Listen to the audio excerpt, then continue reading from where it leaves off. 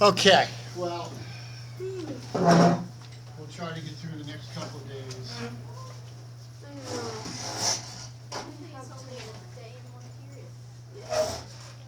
So what's tomorrow? Tomorrow you got no assemblies or anything tomorrow for you guys, did you? Well, Did you have an assembly? You had the Wizards today? yes. When was that for you guys? It was good. Oh, Fourth I period? went 4. Was Anna here today?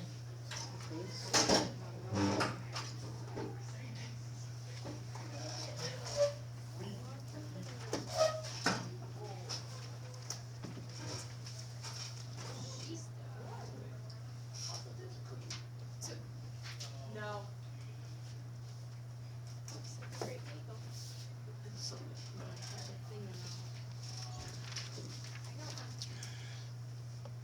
All right, so I'll wait for Palin and the rest of you guys to get here, but tomorrow, I'm going to give, at the end of class tomorrow, I'll give everybody a copy of their take-home material. I want you to start working on your take-home test for the material for the last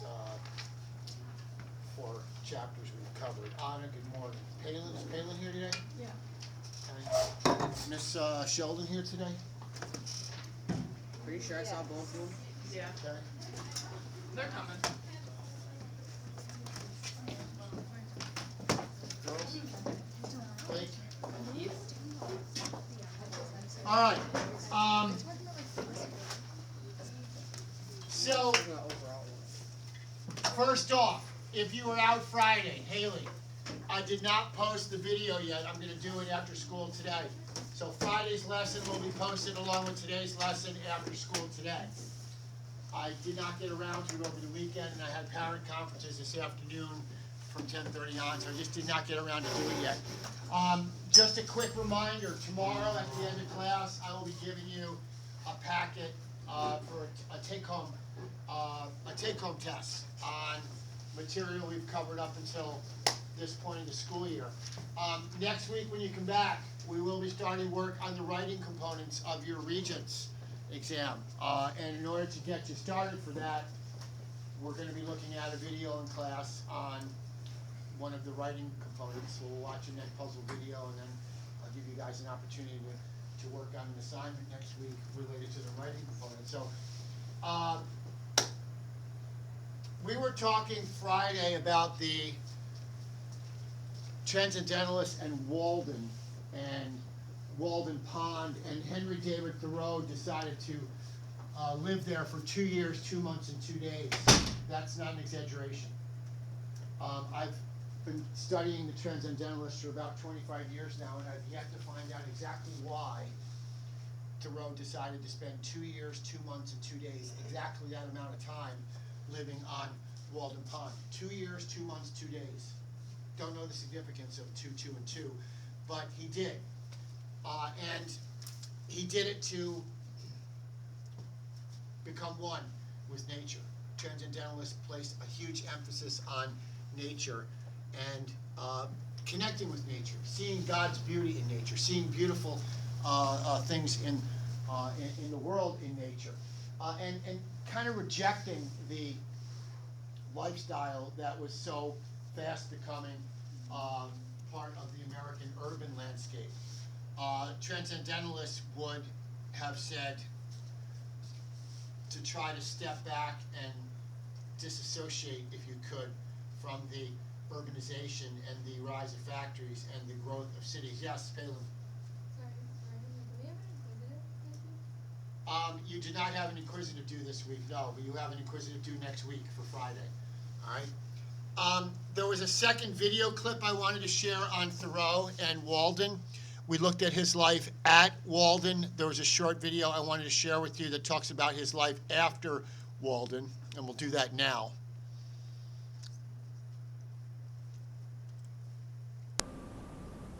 The 2 winters Thoreau spent at Walden were long and hard. But winter seemed merely to offer him another reason to exalt nature and its eternal processes.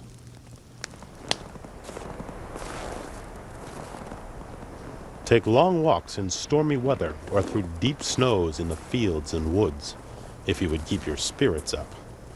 Deal with brute nature. Be cold and hungry and weary. Finally, the ice begins to crack and thaw. The signal spring has arrived, the promise of renewal. Thoreau describes it with a sentence that echoes accounts of the original Easter. Walden was dead and is alive again. It is glorious to behold this ribbon of water sparkling in the sun, the bare face of the pond full of glee and youth. It's Thoreau himself coming alive again with the spring, and hopefully by this time the reader, too, is finding new spiritual growth, new inspiration for his life as well from having read this book. In 1847, Thoreau left Walden and re-entered society. I left the woods for as good a reason as I went there. Perhaps it seemed to me that I had several more lives to live and could not spare any more time for that one. It is remarkable how easily and insensibly we fall into a particular route and make a beaten track for ourselves. He had other lives to live and books to write. So he returned to Concord, where he spent 7 years writing and rewriting Walden. The book became not only about the Walden experience, but came to be about Thoreau's life and struggles and challenges and victories in the time between when he came back from Walden Pond and when he finally published the book. That was 1854. He had already published Civil Disobedience in 1849 and lived long enough to see the issue of slavery ignite a civil war. In 1862, the year of the Emancipation Proclamation, Thoreau developed tuberculosis.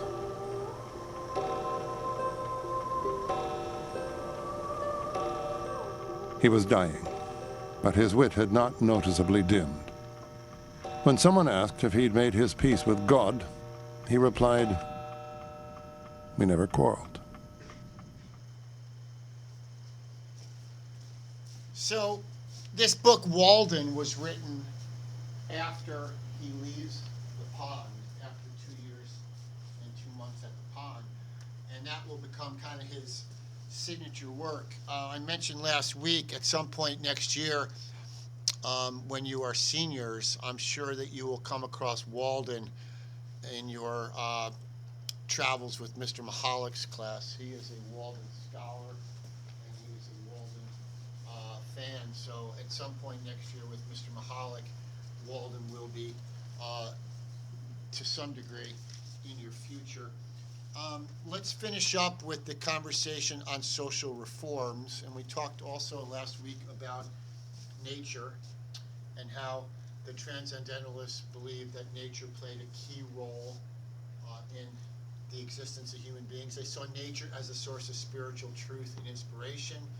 They believed in the interconnectedness of all living things. Transcendentalists encouraged direct experience with nature for personal growth. This is why Thoreau went and lived in the woods for 2 months or 2 years. He wanted to improve himself. He wanted to grow personally. He wanted to challenge himself. And nature also influenced early environmental conservation efforts. So Thoreau and others like him, the transcendentalists, because they're so connected to nature, they're going to have a respect for nature. They're going to have an appreciation for nature, which is going to translate into conservation efforts. When we talk about conservation efforts in nature, we're talking about efforts to maintain public spaces, green spaces. The Adirondack Mountains are a good example of this. The Adirondack Mountains will forever be a preserve set aside for New Yorkers. The industrial development will forever be limited in the Adirondack Mountain preserves because of legislation, laws that were passed that basically want to maintain that environment, to maintain that beautiful area of lakes, of rivers, of mountains, of streams, all right? And a lot of that's going to have to do with the early efforts of the transcendentalists who, because of their respect for nature and their appreciation for nature, are going to spearhead, they're going to get behind conservation efforts to help make sure that American society will have green spaces that people can enjoy from generation to generation. Remember what's going on at the same time the transcendentalists are kind of emerging. They're seeing cities spring up everywhere along the East Coast. They're seeing areas that were heavily forested be losing their forests for the construction of buildings and the building of homes. They're seeing the landscape, the physical landscape of the United States literally change. And this is going to result in this conservation effort.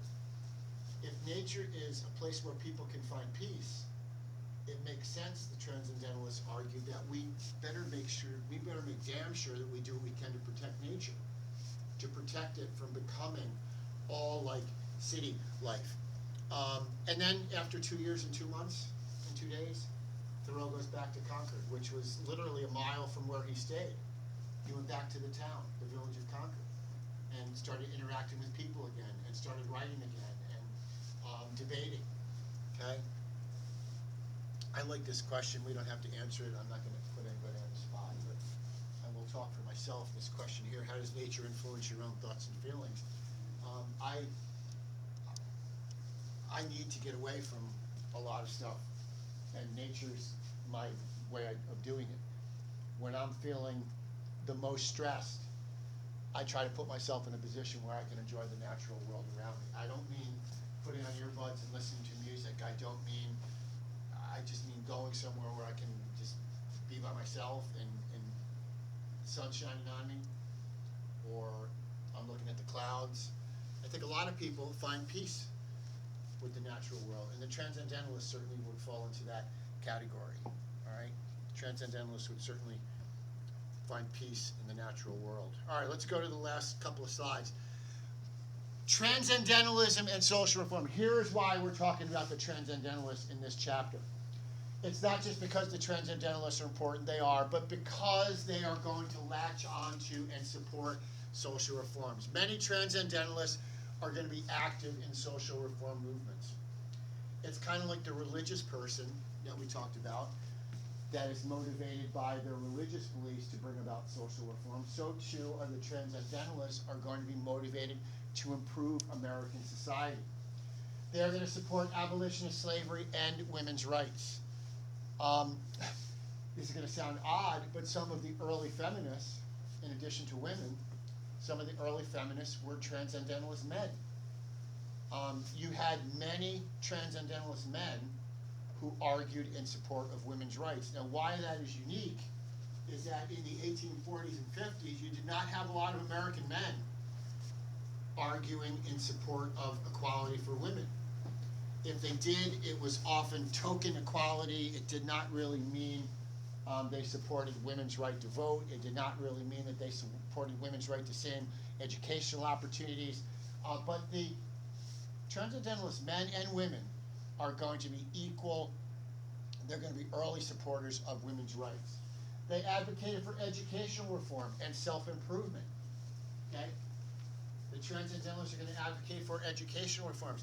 And they also are going to influence utopian communities like Brook Farm. There were a couple of utopian communities that were mentioned in the reading in chapter 12 that are connected to this. But there are also, and a lot of these measures, a lot of these initiatives that the transcendentalists supported were not successful, but a lot of them were influential nonetheless. Okay, utopian communities have a way of usually collapsing under their own weight, and that's really no exception here. But they did support utopian communities, and what's most important about the transcendentalists for our arguments, for our sake today, is that the transcendentalists are going to be very, very much behind a number of important social reform movements that we're going to be talking about in the next lesson. We'll be getting to it in just a moment. The social reforms are going to be widely supported by large numbers of these transcendentalists. They're going to be writing about social reform. They're going to be arguing in favor of social reform. They're going to be debating social reforms. And Boston, which is Transcendentalist headquarters, Boston was like the epicenter of the Transcendentalist movement. Boston is an influential town. Boston has been an influential American town since the colonial era. You know, it was in Boston that the Boston Massacre happened in 1770. It was in Boston that Harvard University was established in the 17th century. It is in Boston that the protest over taxation really comes to a head with the Boston Tea Party and the Intolerable Act. So Boston is kind of an epicenter, a focal point for a lot of this transcendentalist reform movement. All right? So transcendentalism and social reform are going to be very, very closely connected. And the two biggies are going to be the abolitionist movement and the women's rights movement. The abolitionist movement and the women's rights movement. They're going to be very, very closely connected with the transcendentalists. All right? Women's rights. Why would it kind of be looking at that point, let's ask you this. Why is it not really a surprise that people who would support abolition are also going to support women's rights? And why do I really ask myself occasionally why there weren't more people. There were plenty of people that were working to abolish slavery that were not supportive of women's rights, and I really ask why. What would the connection be between abolition of slavery and women's rights? There were people that supported both. Katie? They're kind of like fundamental human rights. Yeah. I mean, American women, and I don't want to equate, and I think it's important we understand this, I don't want to equate the lack of Americans' women's rights to be on par with the sufferings of a slave. But both groups, American women, black and white, both groups, American women and slaves, are going to experience a denial of basic rights in one form or another. With slaves, it's going to be an eradication of rights, so no rights. With American women, it's going to be many, many fewer rights. But both groups clearly, Katie's correct, both groups clearly are fighting and struggling for human rights, for rights that other members in their society have. So it's kind of surprising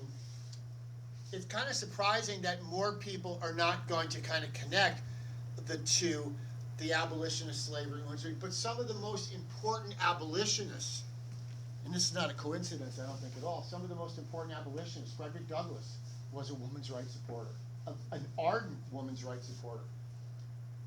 After the anti-slavery movement and after abolition, Frederick Douglass literally spends his entire rest of his life working and fighting for women's rights. Harriet Tubman supported both women's rights and the abolition of slavery. William Lloyd Garrison was the publisher of The Liberator and the man who kind of found Frederick Douglass to emerge as a great speaker. All these people are going to make a connection between abolition and women's rights for the reasons we just pointed out. All right, let's go to the next slide and talk about the literary impact. All right, so ELA next year as seniors and maybe even this year as juniors. The Transcendentalists are going to inspire a wave of American journalism, American literature. They influence writers like Walt Whitman, Emily Dickinson, and Louisa May Alcott. Okay, Walt Whitman, Leaves of Grass. Emily Dickinson wrote a bunch of wonderful novels. And Louisa May Alcott, who I mentioned last week, published what story? Little Women. Little Women. And her husband was one of the abolitionists that were mentioned in one of the video clips we watched. The writers here emphasize originality, creativity, and personal expression in writing, and they were greatly influenced by the Transcendentalists. And also, they helped establish a distinct and unique American literary voice. All right? If you haven't read any works by Transcendentalists, almost certainly you will at some point in the next few years, especially if you go on to college after high school. I encourage everybody in class to familiarize yourself, and you don't have to do it now, you don't even have to do it this year, but before you leave high school, I want you to get a fresh dose of Walden by Henry David Thoreau, and read about his experiences alone in nature for over 2 years. And I think you'll have an appreciation for what he experienced and what he was trying to convey about nature. Henry David Thoreau and his story, Walden, about his experience on Walden Pond. All right. Lastly, legacy of transcendentalism. All right, and there's me doing yoga. Okay, we had a yoga class here that Mrs. Huber taught for a number of years, and it was open up for faculty. How many of you taken Mrs. Huber for yoga as a student?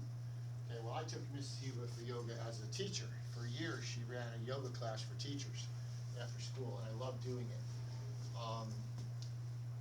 I took yoga for the first time in high school. I had a gym teacher who was literally a monster wrestling coach. This guy was huge. He was like 6'9". He weighed about 300 pounds. He was a wrestling coach. He could probably punch his way through a brick wall, but he was a kind and gentle soul. And he decided at my high school, Gilderland High School, go Dutchman, he decided back in the 80s that he was going to start a yoga program for physical education. And let me tell you something, I was a skeptic. I was like, man, what am I taking yoga for? All I knew about yoga was you got in weird positions and you had to contort your body and you had to, just do. Well, I took his yoga class for a semester, I think September to January. And I was never more relaxed in my 4 years of high school than in the time that I took yoga every other day as a gym class student. Yoga, right, is just one legacy of transcendentalism. It continues to influence American thought and culture. Okay, transcendentalism does. Yoga is just a tiny part of that. It shaped ideas about individualism, spirituality, and nature. And it impacted later movements like environmentalism and civil rights. Okay, the transcendentalists are going to play a huge role in influencing the environmentalist movement and civil rights. Okay, the environmentalist movement and civil rights. And lastly, elements are visible in modern self-help and mindfulness practices. How many of you remember our school district's efforts the last 12, 15 years with mindfulness and that chime?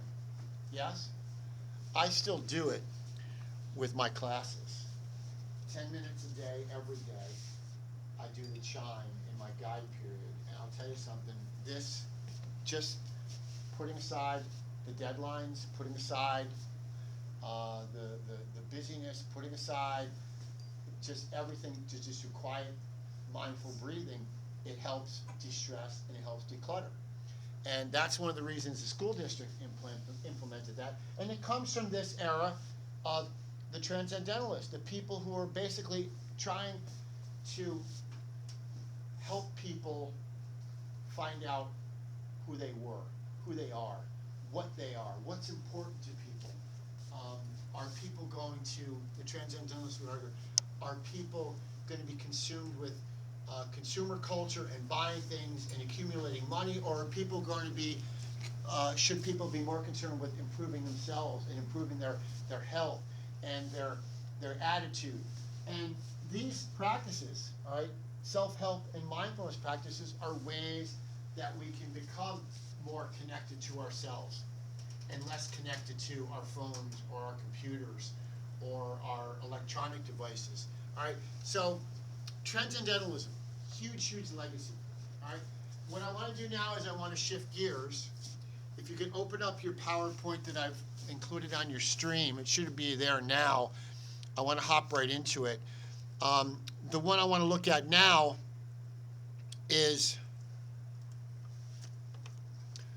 titled Social Reform Movements. It's titled 12.3, slideshow 12.3. If you could open that up, and we're going to talk specifically about the biggies. All right, we're going to talk about abolition. We're going to talk about women's rights. We're going to talk about temperance movement. All right. So let's take a peek at social reforms. in the 19th century America. Again, social reforms are an effort to improve or to make better a particular situation in society. Now, not all social reform movements actually work. There have been many examples of social reforms that have been unmitigated disasters, disastrous attempts at improve. But these social reforms that we're going to key in on today have been efforts to improve American society during this period. And let's take a look at what our author has to say about these movements. The first half of the 19th century witnessed an outpouring of public energy in the form of social reform. Social reform groups sprouted all over the country for virtually every cause that you can imagine, from helping the poor to helping those who were in prison to helping those who suffered from mental disabilities. Virtually every cause developed its own reform movement or organization directed at it. Part of the reason for the reform impulse was the religious stirrings that were going on during the first half of the 19th century, the Second Great Awakening. Another reason was the emergence of what was called transcendentalism, the cultural radicalism of New England that stressed the need to perfect American society through reform, through idealism, through activism. The largest of the reform movements was the anti-slavery movement, which grew in scope and intensity with each passing year. The reform impulse had many motivations: religious, perfectionist, idealistic, moralistic, but the most important element of the reform impulse was the role of women. Women became much more involved in the public arena during the first half of the 19th century, in part because of growing prosperity that enabled middle-class women to spend more time outside of the household. Whatever the reason, women became the crucial source of energy for the reform movements that became so prominent during the first half of the 19th century. So my question for you before we start this lesson is, if women were at the center of social reform movements in the beginning of the 19th century, let's say the first 50 years of the 19th century, 1800 to 1850, what might that suggest about what women would experience in the future for themselves as a group? If women are at the head of social reform movements in our country for a 50-year block between 1800 and 1850, what might that project the fate of American would be in the future beyond 1850? Palin. Would be more women, or like it would be more like it wouldn't just all be male dominated. Yeah, women who certainly will play a larger role. Absolutely. If women are there in the trenches between 1800 and 1850 fighting for reforms, well, it's not going to be long until women start to realize, you know what, we're fighting for the abolition of slavery, we're fighting for the temperance movement to stop people from suffering from alcohol abuse. Well, eventually the boat's going to come around and they're going to be saying, hey, how about let's fight for ourselves, let's fight for women, let's fight for female equality, and absolutely that will happen. Absolutely. When will American women finally earn the right to vote in our country? You are correct, Ava. They will earn the right to vote in 1920. When will African American men earn the right to vote? African American men. No. 1870, 15th Amendment, okay? So black men will earn the vote literally 50 years before African American women. And you are going to see in this early part of the 19th century, the first half of the 19th century, you're going to see women's roles begin to expand, which will make 1920 possible. Palin. Yeah. Okay. Let's hop to early century reforms.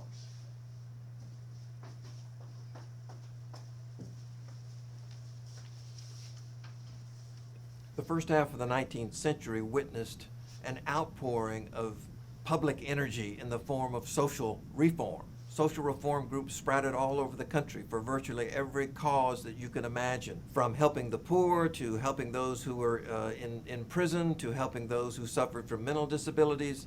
Virtually every cause developed it. We just see this one? Okay, good. I don't have to repeat that. Thank you. All right, I thought it sounded familiar. All right, so let's go back. Brain cramp there. Social reform. Introduction to social reform movements. Social reform movements emerged in the early 1800s in America.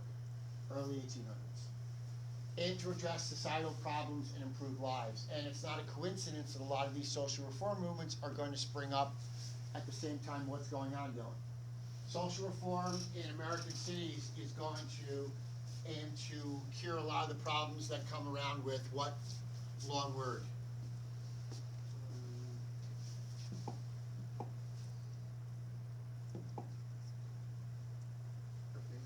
Urbanization, okay? Urbanization is going to create a lot of these problems that social reformers are going to look to fix, or look to improve, or look to eradicate, okay? Now, these social reform movements are going to be influenced by the Second Great Awakening. Again, that big religious movement that we talked about last week, 1790 to 1840, roughly. And these issues are going to be varied, but generally they're going to fall into three major categories. We're going to look at the abolition of slavery, we're going to look at women's rights, and we're going to look at workers' rights are going to be a large part of this as well. Workers' rights, improvements to job place environments, working conditions. All these things are going to be tied to social reforms. All these things are going to be tied to social reforms. And they get their start in the early 1800s, okay? Not all social reforms, but a lot of them are going to be motivated by people's religious beliefs. Also their moral beliefs. You can have a person who is totally not religious, totally didn't believe in God, and yet there are many people who say morally slavery is wrong because we should not be treating human beings like that. They might not believe in God, but they come to their conclusion that slavery is wrong and needs to be abolished based on their belief that human beings should not enslave other human beings. But religious feeling is going to be a great motivator for a lot of these social, not the only motivator, but a great motivator for many people. Just like today. People's religious beliefs, and we talked about this last week, people's religious beliefs today motivate them in any number of directions, on any number of issues. People's religious beliefs are at the core of who people are. And people are constantly using their religious beliefs to justify why they feel a certain way about a particular issue, or why they feel like they need to support a particular issue. Every Sunday when I go to church, there's a basket that is passed, okay? And in the basket, people put what? People put money. What's that money used for? I mean, some of it goes to help pay the bills at the church, but a lot of that money is used for what? Causes that the church deems or determines are what? Important, yeah. Feeding people who are hungry, clothing people who are naked, educating students who live in an area where they might not get an education, providing fresh water to people around the world who don't have water, providing food for people who don't have food. These are all religious motivations for the actions that people are taking, okay? So religious motivations are at the core of social reforms, all right? Let's take a look again at the Second Great Awakening. This is kind of review. It's a religious revival in the early to 1800s. It emphasized individual salvation and taking social responsibility, improving society, inspired many people to take action on social issues. Second Great Awakening from 1790 to 1840. 1790 to 1840, and that's not a coincidence, but that's the same period of time that we're looking at here in which these social reform movements are really going to get steam, pick up steam like a snowball. Social reform movements are going to keep growing and growing and growing. All right. What else? Questions on this topic? Good. We know what the social reform movement is. Let's go to the next slide. The abolition movement. All right, this is the biggie, and you are going to be hearing about this from now until literally the end of the school year. There'll be a lot on your regents on slavery and on the abolitionist movement. The abolitionist movement simply sought to end slavery in the United States. Okay? The abolitionist movement sought to end slavery.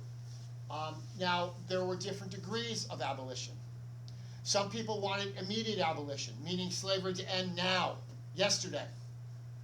There were gradual abolitionists, people who weren't ready to pull the plug on slavery and cause it to stop immediately, but were looking to maybe set a date into the future or to enact laws that were going to restrict the spread of slavery to new territories. There was a belief that if you stopped slavery from spreading to new territories, there was a belief among many abolitionists that slavery would eventually what? It would eventually die out. If you stop slavery from physically spreading into new territories, eventually slavery would die out. Okay? And that was one degree of abolition. People who wanted to end abolition or wanted to end slavery gradually. All right? But generally speaking, we talk about abolitionists, we're talking about people who want to end slavery in the U.S. And they're led by the regular cast that we've talked about a lot. Douglass, Harriet Tubman, William Lloyd Garrison, okay? The Grimke sisters, Angelina and Sarah Grimke from South Carolina, two white abolitionists from the South. Remember last couple of weeks ago, I said, I think it was to you guys and maybe not my seventh graders. Did I say last week we have to be really, really, really careful in history to always, to never use the word always? Because if I say that there were never any abolitionists in the South, you guys could always come up with a lot.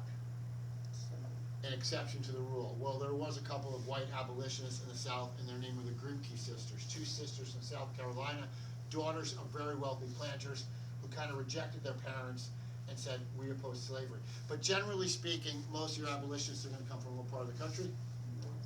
North. Okay? And they used a moral and economic argument against the institution of slavery. So that's number one.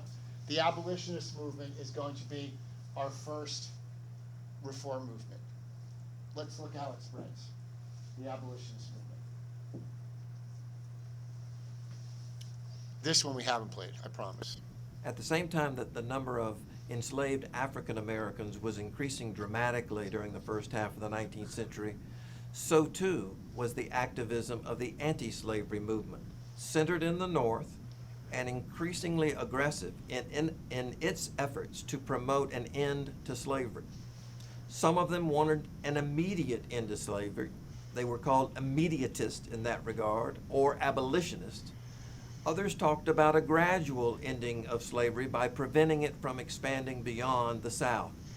They were often called anti-slavery activists. Whatever the cause, however, the efforts to stop slavery and eliminate slavery over the long run greatly angered slaveholders in the South and created increasing sectional tension that would ultimately lead to the Civil War. The anti-slavery movement used a variety of tactics, from propaganda, that is, they published a variety of pamphlets, they wrote newspaper columns, they organized rallies, to explicit efforts to help slaves escape and run away through what was called the Underground Railroad, a series of halfway houses that enabled slaves to move to the North if they had escaped from a plantation or from a city in the South. So through all of those efforts, anti-slavery became probably the largest and most active social activity in American life by the 1850s. And ultimately, of course, it would be one of the factors that would lead the South to secede from the Union, and of course the Civil War would begin. Secede, there's a vocab word from earlier in the year. One of you asked me about that. Secede, what's it mean if we have a group of states secede from the Union? Leave. A group of states will leave. And we'll have 7 states leave when Lincoln is elected in 1860. Eventually 11 will leave. All right, let's go back here and finish up with the following. Finish up on slide 5. The second movement. So one is the abolitionist reform movement. Second one, the second biggie, is the women's rights movement. Okay? and we're going to see a fight for women's equality and suffrage. And a lot of the same players are connected to both movements. It is, for a lot of the abolitionists, it's an automatic for them to support both movements. Now, it's not going to be a lot of people that support both movements, but for many that do, you're going to see guys like Douglas and guys like William Lloyd Garrison, men who see the immorality in slavery, and it's very pronounced and very visible. They're also going to see the same immorality in the way that American women are relegated really to second-class citizen status by not being able to vote, by not being able to have the same educational opportunities, by not being able to work in the same fields of endeavor, to not being able to sign contracts, to not being able to divorce their husbands. I mean, you have to realize something about American women, ladies and gentlemen. American women, free or enslaved, American women, free or enslaved, who were married, oftentimes had very, very, very few rights as Americans, free or enslaved. And the abolitionists are going to look to change that. We'll stop on that point today. And what did I say I'm handing out tomorrow? Your tests?